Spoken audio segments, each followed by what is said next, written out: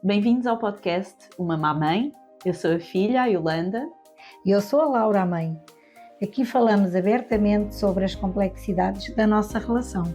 Esperamos inspirar outras mães e filhas a aprofundarem a sua conexão e a encontrarem novas formas de se relacionarem. Junte-se a nós nesta jornada de autodescoberta e crescimento familiar. Vamos começar?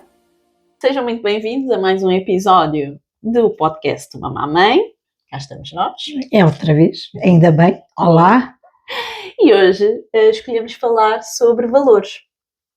Porque, na verdade, a relação de pai e filho, quem não passa valores, muito dificilmente isso não acontece, não é? Os pais são sempre um dos maiores modelos que nós temos enquanto aprendizagem, não é? Sabes que eu até costumo usar um exemplo, às vezes em consultório, que nunca te disse, mas vou-te dizer que eu acho que é giro, que é o exemplo do Lego. O Lego como a nossa construção enquanto seres humanos, enquanto pessoas. E eu costumo dizer que uma criança, para construir um Lego, precisa da imagem do Lego, para saber o que é que está a montar, e sendo uma criança, não é? Normalmente também precisa que lhe expliquem como é que se encaixam as peças uma na outra, se estão bem encaixadas, se estão na direção certa, porque às vezes esse tipo de pormenores escapa um bocadinho mais à criança e alguma orientação é necessária, embora eles devam errar e devam... Pronto. Ainda assim, a orientação faz falta, não é? Para que a construção fique construída de uma forma sólida. E eu costumo dar este exemplo em relação aos nossos cuidadores, aos nossos pais, não é? Que a imagem são eles próprios, enquanto pessoas, e eu vou-me construir um pouco à imagem deles, porque são os meus modelos, não é? E as orientações também dadas por eles, enquanto eu sou criança e preciso. E então que a tua mãe é muito chata. E acho que isto depois se liga um bocadinho também aos valores, não é? Aqui como uma parte da imagem do Lego e que faz parte, não é? Então acho que era importante falarmos aqui sobre alguns dos valores que eu acho que mais me passaste e que hoje em dia reconheço e que me fazem ser parecida contigo, uma coisa que eu tive que aprender a lidar, porque eu entrei muitas vezes naquilo que geralmente entramos, que é na rejeição, eu não quero ser como a minha mãe, e na verdade acabamos por ter que aceitar que vamos ter sempre parecenças, porque era impossível. Aliás, eu não seria eu se não fosse parecida contigo, eu seria outra coisa qualquer. Até mais estranho seria que eu fosse parecida, que eu fosse totalmente diferente, não é? É sinal que eu não tinha aprendido nada contigo e tu, enquanto ser humano, tens coisas para ensinar às outras pessoas, não é? Tens valores próprios e coisas próprias. E eu acho que esta visão acaba por ser um bocadinho mais tranquila. E então queria começar por falar contigo sobre o valor mais alto que se levanta, que é as finanças. Que é o financeiro. Que nós somos a maluquinha das poupanças. Esta é a verdade, não é? Querida mãe, começou com isto, que já vem de trás também. Fala lá sobre os envelopezinhos da avó. Claro que sim. Até porque não nos podemos esquecer que eu nasci em Lisboa, mas foi como se nascesse na província. Portanto, não haviam as trocas monetárias como há na cidade. Claro que havia dinheiro, tem sempre que haver dinheiro, não é? Ninguém vive sem dinheiro, mas era diferente. Não havia tanto onde o gastar, não havia o conforto dele existir. E, portanto, eu lembro-me perfeitamente, tive a minha boneca, que ainda por cima era de plástico e, como eu costumo dizer sempre, estourou num instantinho, mas já tive para ir para os 5 anos, portanto, não sabia o que era um brinquedo, não sabia o que era nada disso. E para mim, o valor de ter dinheiro para algo que faça falta foi sempre uma coisa que a minha avó me passou, mas que já passou à minha mãe e, portanto, a geração de mulheres foi continuando. E a avó, por exemplo, eu aprendi a fazer finanças com a avó Jacinta.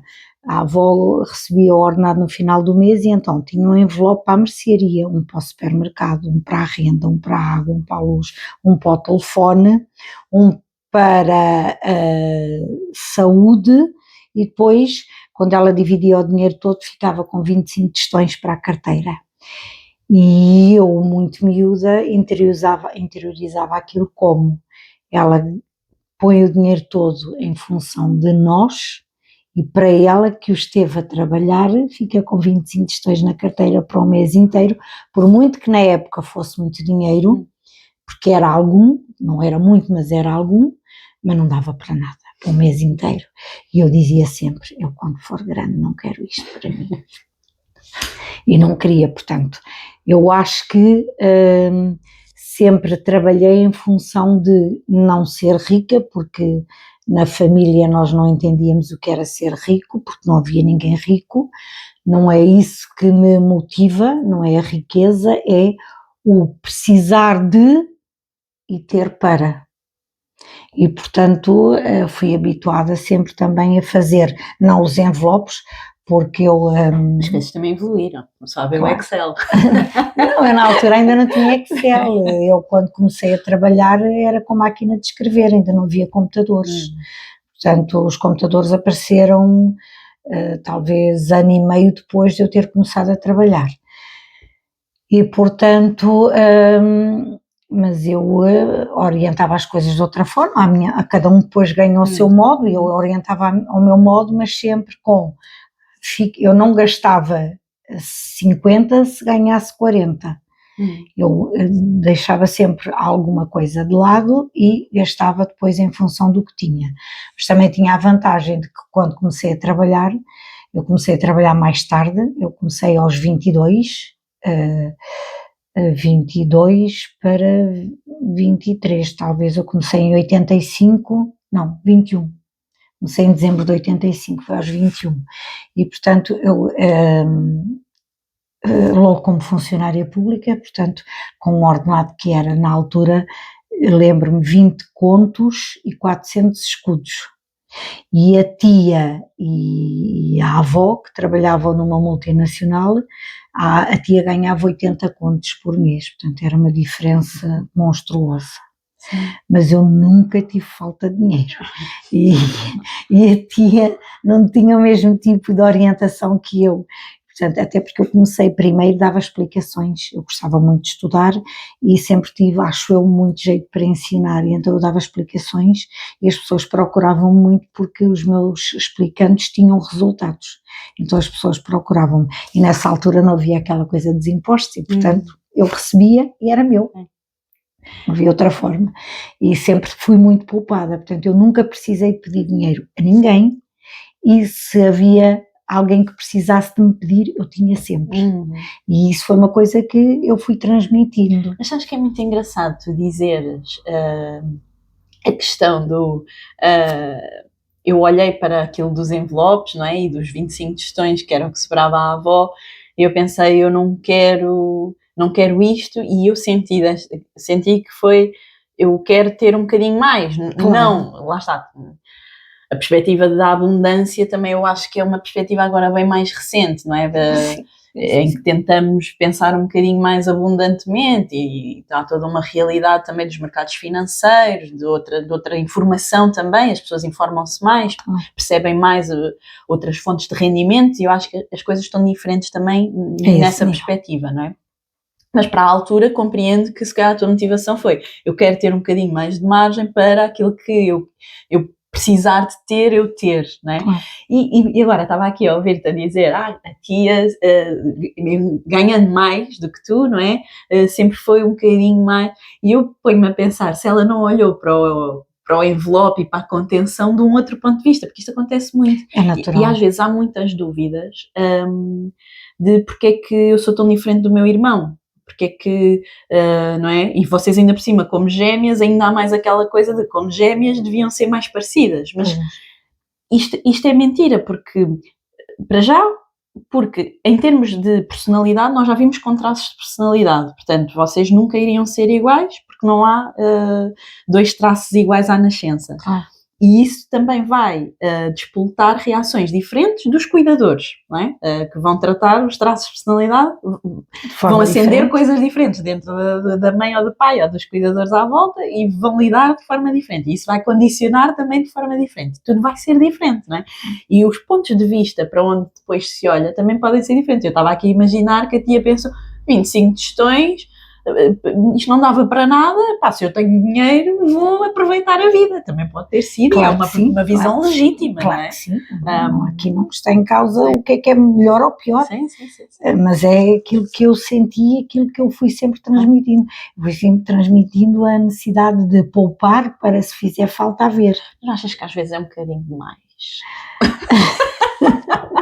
Não sei. É que eu sofro com isso. Olha, mas por exemplo, eu vou no comboio e eu gosto de jogar e eu não gasto dinheiro nenhum no jogo, as moedas são as que o jogo me dá e eu nunca gasto as moedas todas. Eu tento sempre ter cada vez mais para, se me apetecer jogar mais, eu ainda ter. Isso é genial. Mesmo com dinheiro virtual, não é? Com dinheiro virtual eu sou igual. Portanto, aliás, eu sou igual até com o dinheiro dos outros. Eu aprendi a olhar para o dinheiro dos outros como se fosse meu. E se eu não gosto de estragar o meu, eu odeio estragar o dos outros. E se eu poupo o meu, eu estou sempre a ver como é que os outros poupam também. Sim. Não, isso faz sentido, não é? E eu, lá está, acho que isto depois acaba por nos dar aqui algumas vantagens e é por isso que também não abdicamos deste comportamento, que é esta sensação de segurança. Só que eu tenho aprendido um pouco a ver outras perspectivas, não é? Que às vezes é uma falsa sensação de segurança, porque estamos sempre nesta coisa de ter que poupar um pouco mais, porque ainda pode ser preciso mais, e às vezes damos por nós a não viver coisas que se calhar faziam sentido viver, a ficar com medo de gastar e não voltar a poupar, quando às vezes isso não é bem assim, às vezes são fases na vida, não é? Eu agora estou numa fase em que se calhar não consigo poupar, porque estou a investir no meu negócio, estou a querer pôr o meu negócio a funcionar, e se calhar nesta ótica este nosso valor tem-me condicionado um bocadinho na minha ansiedade, no sentido de estar sempre preocupada com não estar a conseguir poupar e até às vezes ter que ir buscar às poupanças, e isto para nós já é assim muito difícil, pelo menos para mim é, mas depois e às vezes são fases, não é? Agora já vou às poupanças e não entendo nada. Eu acho que é sempre com um bocadinho de sofrimento associado, não é? É possível. E às vezes tem que ser, e até para, ou seja, depois quando tu começas a tentar perceber melhor o dinheiro, não é? Os grandes milionários fazem exatamente ao contrário de nós, eles vivem em crédito, porque dinheiro gera dinheiro e a dívida que é mas dinheiro. Mas tu sabes que eu acabo por fazer... Ao meu nível, mas acabo por fazer isso. Eu nunca me incomodei em pedir um empréstimo ao banco, mesmo tendo dinheiro em conta, porque eu sei que posso pagar o empréstimo. E o meu está lá sempre se houver alguma coisa extra. Portanto, eu nunca me incomodou viver com o empréstimo bancário, tendo eu dinheiro para, se fizer falta, pagar o empréstimo. Porque... mas isso não dá, por exemplo, ao nível de uma habitação, claro, não é? Esses créditos mais altos não dá. Um carro, obras, o que quer que seja, isso são montantes que à partida são inferiores a uma casa, como é lógico, né? E isso eu não me incomoda nada. Sim. Eu prefiro comprar um carro a crédito do que usar o meu dinheiro. Porquê? Porque o meu dinheiro está lá, se fizer falta existe. Descapitalizar, sim. E pagar o empréstimo eu consigo pagá-lo. E há uma coisa que nos dias de hoje, com o mundo como está, é impossível fazer grandes poupanças, pelo menos para o cidadão que não vive na pobreza, mas que não vive na abundância. Sim. Portanto, aquela classe média é aquela classe que vive, mas depois se descapitaliza, dificilmente tem condições para voltar. Ainda assim, imagina, uma das coisas que eu mais gosto nesta tua forma de ser, não é? É que isto acabou por te permitir ter alguma margem para fazeres, não é? E também para me permitires a mim ter alguma margem, não é? Para estudar, para fazer viagens, para estar com os meus amigos, na altura em que eu ainda não ganhava, não é? Mas ainda assim também sempre me foste incutindo o senso de responsabilidade, no sentido de, agora que começas a ganhar, também tens que fazer a tua organização, e isso estava-me muito incutido, não é? Eu acabo por ser uma pessoa que também é altamente organizada, e mesmo as prendas que me iam dando, eu sempre fui mais também de guardar do que propriamente de gastar tudo, não é? Isso permitiu-me comprar uma casa aqui há uns anos, não é? Ou seja, toda esta tua forma de te organizar também me permitiu me organizar e hoje em dia, se calhar, ter algumas coisinhas que se calhar outras pessoas da minha geração não tiveram também, não é? E por isso acho que este valor, ainda assim, despoltando aqui um bocadinho de ansiedade, ainda assim acaba por ser melhor do que pior. Mas tu ainda agora falas numa coisa, responsabilidade. Nós crescemos com a avó, e a avó é aquela pessoa que olha para os outros no sentido crítico. Está a fazer mal, está a fazer, não devia fazer assim, e no fundo nós também fomos aprendendo com isso, e eu acho que a dada altura eu olhava para ti na escola e para outros meninos na escola e para o teu tipo de comportamento para com os outros e para o comportamento de outros meninos com os outros, eu dizia, mas eu acho que nem é preciso tanta falta, nem é preciso tanto excesso, porque eu achava que tu tinhas demais, quer dizer, eu transmiti-te demais, também não é preciso ser tanto, achava eu às vezes. Mas o que é certo é que isso também nos dá aquele conforto para vivermos bem com os outros sem sentirmos culpa de algumas coisas. Sim. Porque efetivamente eu acho que o cuidado com os outros, olha, não faças assim que vais prejudicar A, olha, não faças assim que vais prejudicar B, olha, não faças assim que também te prejudicas a ti, eu acho que... Isso vem muito da avó? Não tinha essa ideia, ligaste aí à avó? Eu acho que sim. Okay. Sim, porque eu hoje em dia acho que ela é excessiva, porque olha para uma pessoa e diz assim, olha aquelas calças todas rasgadas, aquilo é feio, e eu digo, não, isso é um bocadinho efeito Big Brother, que é, repara, nós hoje em dia temos mais coisas com que nos ocupar, não é? E eles na altura também não tinham muito, é um bocadinho o que se passa nas casas de experiências sociais, não é? Se formos a pensar...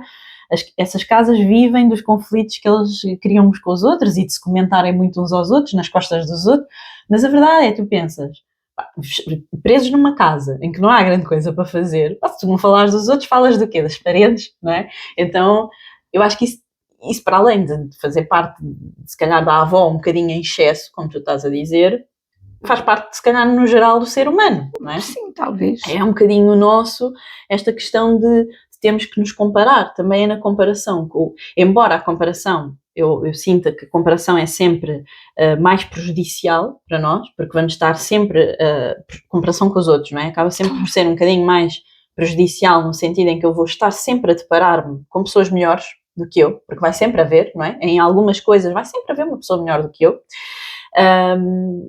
e isso vai-me sempre colocar neste sentido de não sou assim tão bom, ou não consigo tanto quanto os outros, e isto passa-se muito hoje em dia nas redes sociais, porque também se vê nas redes sociais o que as pessoas querem mostrar, então há sempre este confronto, e daí a ideia ser sempre comparar-nos mais connosco, não é? Mas eu sou de informática, mas não vou às redes sociais. Fazes bem, na verdade fazes bem, mas acho que ainda assim, é muito difícil nós não fazermos esse movimento da comparação, porque também é na comparação com o outro que eu me avalio a mim, não é? Se eu não me comparar, também não consigo perceber o que é que eu estou a fazer, o que é que os outros fazem. Eu acho que a comparação com o outro também pode ajudar, nem que seja a ver uma perspectiva. No geral, acho pior, porque se eu estiver sempre nesta sensação de inferioridade, mas ao mesmo tempo acho que é muito do ser humano fazermos este movimento. Aliás, a nossa parte animal, não é? Se tu fores ver as outras espécies, há sempre a comparação. As fêmeas analisam os machos para ver com quem é que vão procriar, ou seja, isto biologicamente isto existe, é natural, não é? E é natural. Mas ok, mas porque isto era outro valor que eu acho que podemos falar, que é esta coisa da preocupação com o outro, e se calhar tem muito a ver aqui com a avó, que eu nunca tinha pensado nisto. Ela se calhar um bocadinho tem excesso em tom mais crítico, mas que isto acabou se calhar por te permitir, e depois passares-me a mim, este senso de preocupação com o outro, que é uma coisa que eu acho que nós levamos muito. Eu sinto sempre que se eu estou num transporte público, eu estou sempre preocupada a ver se faz sentido eu dar o meu lugar a alguém que precisa mais do que eu, ou não é? Este tipo de preocupação com a comunidade que eu sinto que vem também muito de ti, às vezes se calhar até entrando quase um bocadinho em prejuízo nosso para atender mais ao outro, que é uma coisa que eu estou sempre a dizer em consultório, que não faz sentido, porque temos que pôr a máscara de oxigênio primeiro em nós para conseguirmos ajudar os outros, mas ao mesmo tempo também vejo aqui uma genuína generosidade com o outro que eu reconheço como um bom valor que me transmitiste. Para mim também é reconhecido como um bom valor, é um facto, porque efetivamente é como eu dizia há bocadinho, eu não gosto de estragar o que é meu, mas seria incapaz de estragar o que é dos outros, porque não faças aos outros o que não gostas que façam a ti. E, portanto, o outro está sempre presente na minha vida, sempre, porque eu penso sempre em função do que impacto é que eu posso ter na outra pessoa e procuro sempre que seja um bom impacto. Ao longo do meu percurso laboral, eu apenas tive um caso de impacto negativo com um colega e, portanto, eu comecei a trabalhar em 85, estou quase a fazer 40 anos de trabalho, porque faço 60 de idade, mas neste percurso todo eu apenas tenho um caso de impacto negativo, porque sempre me preocupo com os outros, em ver onde é que não os prejudico. Mas sabes que isso agora está-me aqui a levar para um ponto que eu acho que isso depois também me prejudicou naquilo que falávamos, se calhar num episódio anterior, da parte do onde é que estava a tua preocupação comigo quando me puseste na casa dos avós, porque depois isso não funciona para todo o lado. E eu, não geralmente... funciona porque para mim não tinha impacto. Para mim, como também, é como te digo, os avós trabalhavam ambos, não havia aquela proximidade e quando há muita proximidade há mais possibilidade de confronto, não é? Portanto, essa era uma realidade que eu não tinha presente, até porque eu quando já tinha deixado a casa dos avós de 5 para 6 anos, são muitos anos. E, portanto, eu não tinha essa percepção. Se calhar, se eu tivesse de todo, tentaria outra solução. Mas essa não era a minha realidade. E sabes que, normalmente, estas coisas também não são tema de conversa em família. Sim, claro. E, portanto, eu não tinha essa noção. E o que é um facto é que, para mim, eu analisei o que é que era melhor para ti.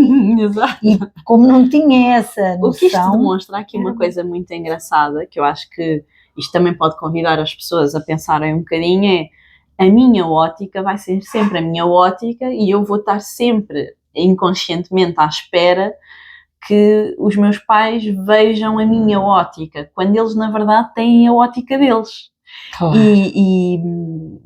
E às vezes, não é? E enquanto que se calhar na nossa relação adulta isto foi uma das coisas que nos permitiu evoluir, que foi começarmos a perceber que a minha ótica não é a tua, mas isto também à base da comunicação, quando estamos em fases de criança e de adolescente, esta comunicação não existe com a mesma clareza que eu hoje te consigo comunicar, não é? Então eu não te fazia ver a minha ótica, eu achava sempre que tu tinhas que ver a minha ótica na minha forma de ver o mundo enquanto criança e adolescente, não é? Hoje em dia, todo este processo que nos permite é sair um bocadinho do lugar da criança magoada e triste e tentar aqui também vermos um lado adulto, não é?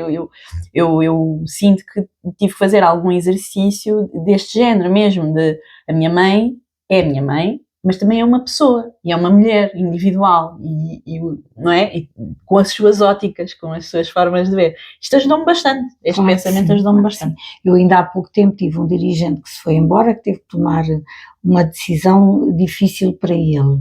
E a minha preocupação enquanto a pessoa que está sempre a analisar estas nossas divergências, foi dizer-lhe...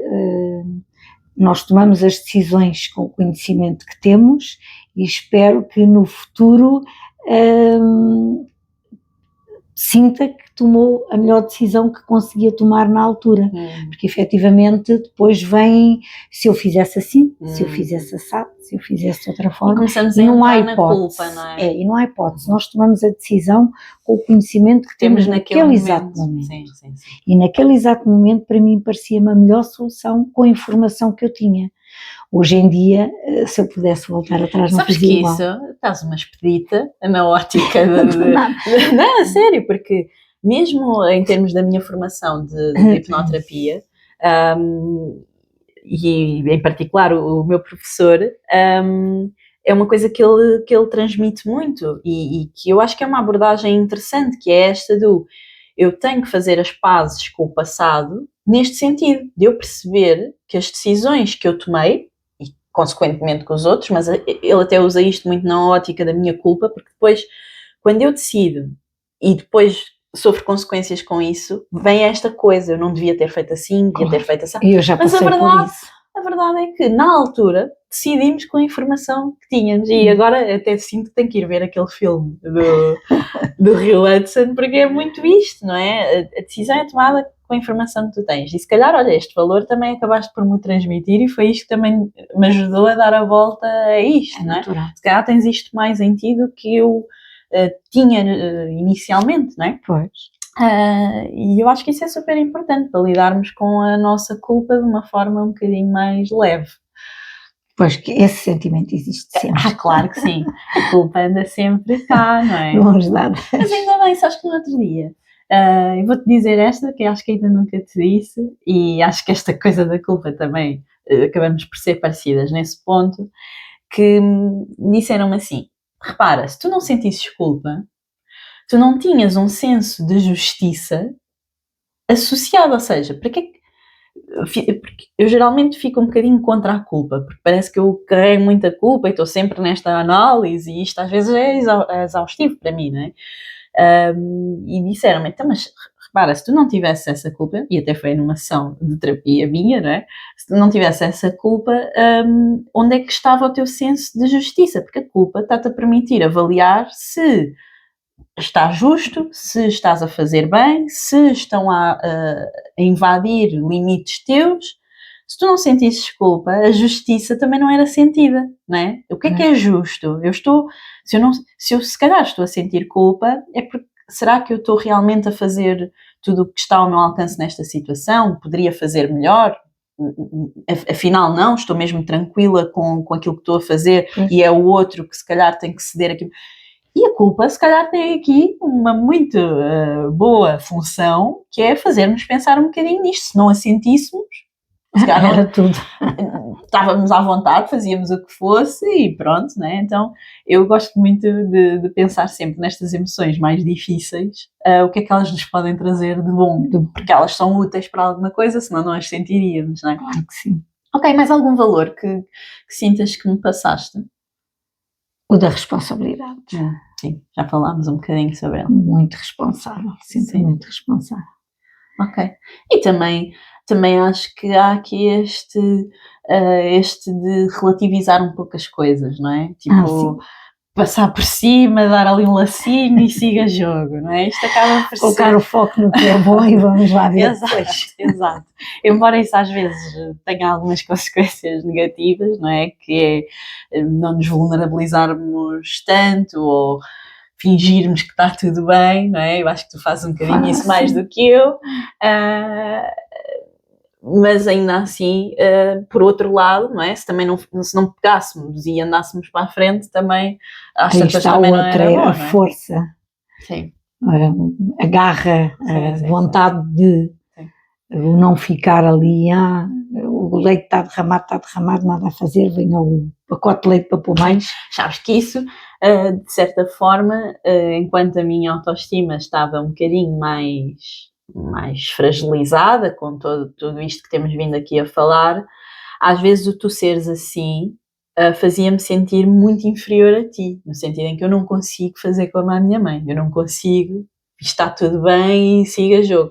Também aprendi a lidar um bocadinho com essa minha parte e a ver pontos positivos na diferença que eu sentia contigo nesse aspecto, que é se calhar não tem que estar tudo bem e eu posso me permitir não estar bem. Nunca está tudo bem, mas eu nunca me, sei lá, agora que vou pensando até por via das conversas que vamos tendo, provavelmente eu até já dou ali uma margem de manobra, mas mesmo assim pouca, porque eu não tenho tempo para estar a chorar porque está errado, só tenho tempo para ver qual é a forma de fazer melhor e fazer diferente, isso eu preocupo muito, mas eu não tiro a máscara, está sempre ali aquela máscara de que... Mas isso às vezes também é demasiado injusto para ti, não achas? O vulnerabilizar-te, e eu aprendi muito isto, se calhar até com o Ricardo, não é? O Ricardo é o meu marido, que acho que ainda não disse, mas o vulnerabilizar-te permite apoiar no outro, e às vezes é importante também nos apoiarmos no outro e permitirmos ser ajudados, não é? Pois. E eu tive que aprender muito isto para me relacionar amorosamente, porque quando está tudo bem, o outro também vai reagir contigo como se estivesses sempre bem. Às vezes sabe-te bem não estar bem, acho eu. Tens aprendido um bocadinho isto, na verdade. Sim, e ainda bem, porque às tantas, a mulher invencível, isso não existe, não é? Não é? Então, acho que já falámos sobre os maiores valores, não é? E foi interessante tocarmos aqui em alguns pontos que lá está, acabam por equilibrar a balança da nossa relação. Principalmente aqui os valores, eu acho que é sempre um ponto que nos ajuda a olhar, os valores realmente fazem-me ser aquilo que eu sou, e há valores positivos que nos transmitem, não é? Então eu queria falar sobre isto, que é importante. Acho que sim, e esperemos que ajude. Sim. Cada um tem os seus valores, mas vale o que vale, não são nem melhores nem piores, são os que são. Sim, claro. Bom, esperemos que tenham gostado mais este episódio e vemo-nos no próximo. Um beijinho. Até à próxima, um beijinho. E assim chegamos ao fim de mais um episódio do podcast Uma Má Mãe.